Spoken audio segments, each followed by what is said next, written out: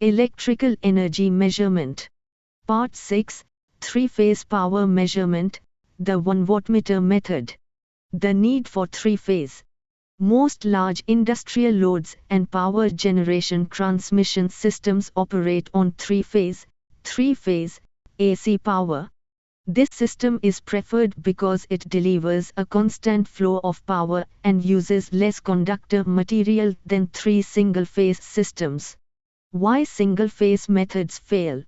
You can't simply measure one phase's power and multiply by 3 because loads are often unbalanced. Furthermore, three-phase power inherently involves three separate circuits, phases, that must be measured simultaneously. Condition for one-wattmeter method.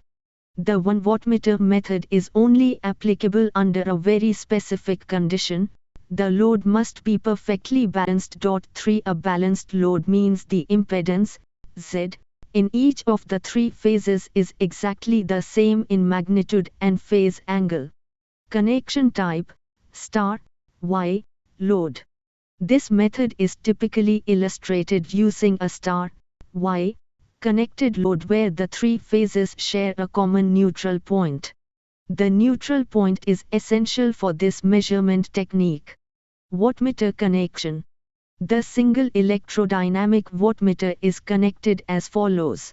Current coil, CC inserted in series with one phase line, e.g., phase A, to measure the phase current, I_A.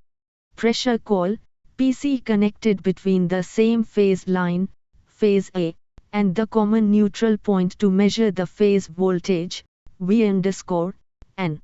What the meter measures. When connected this way, the single wattmeter reads the power of just one phase, P_phase.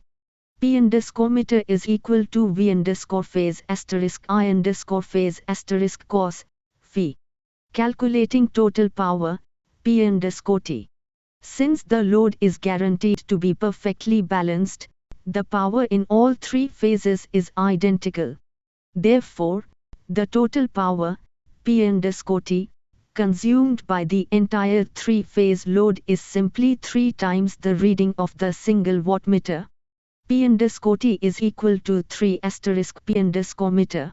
Limitation of the method. The major limitation is the requirement for a balanced load. In reality, perfectly balanced loads are rare, especially in distribution systems. Additionally, the neutral point must be accessible for connecting the pressure coil. Why we need Part 7? Because the one-wattmeter method is so limited, we need a universal technique that works for unbalanced loads and systems where the neutral is inaccessible, delta loads. This brings us to the superior two-wattmeter method, which we'll cover next.